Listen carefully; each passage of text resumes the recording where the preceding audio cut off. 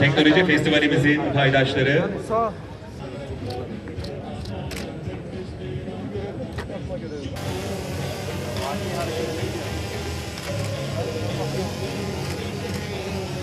evet, şartlara uygun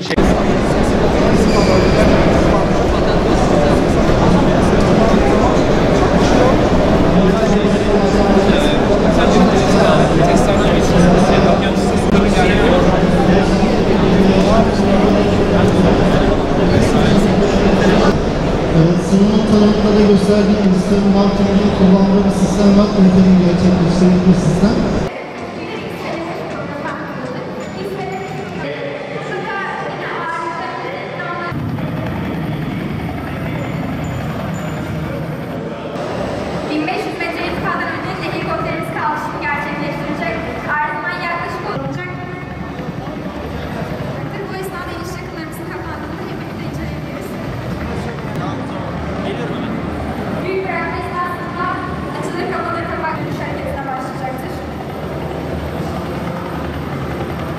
Şimdi tabii Gaziantep'te üçüncüsünü ve Anadolu'da ilk defa Gaziantep'te düzenleniyor Teknofest. Dolayısıyla Gaziantep'in valimiz, belediye başkanlarımız büyük güzel bir misafirperverliği huzurunda bu öğrencilerimizin de tüm ihtiyaçları karşılanıyor. Çok güzel bir Teknofest geçiyor tüm heyecanıyla ve rekor bir katılım var Teknofest'te. Her sene zaten artıyor ama bu sene de en yüksek takım başvurusu, proje başvurusu Antep'ten geldi. 3800 küsur proje başvurusu geldi. Toplam 20.197 başvurudan 3.800'ü Antep'tendi.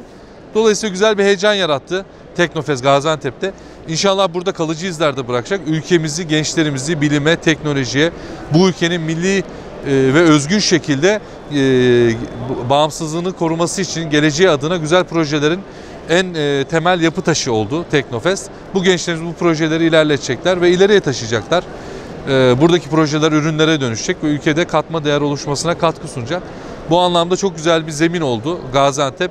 Yani pandemi şartlarının zorluğuna rağmen o kurallara riayet ederek, işte hijyendir, mesafedir, biz bu kadar bir yıl boyunca çalışan insanların, projelerin, ekiplerin emeklerinin zayi olmasını istemedik. Dolayısıyla iptal edemezdik ama belli sınırlamalar içerisinde ziyaretçiye kapalı olacak şekilde ve tamamen proje odaklı, sadece proje yarışmacılarının katılabildiği bir organizasyon olarak şu an Gaziantep'te devam ediyor. Cezeri biliyorsunuz sivil amaçlı kişisel kullanım için uçan araba projesi. Biz Türkiye olarak insansız sistemlerde elde ettiğimiz başarıyı bu alanda da, sivil alanda da bir açılıma götürerek akıllı elektrikli otomobillerden sonra gelecek olan, devrim olan uçan arabalarda da söz sahibi olmak istiyoruz. Bu yarışa da başladık.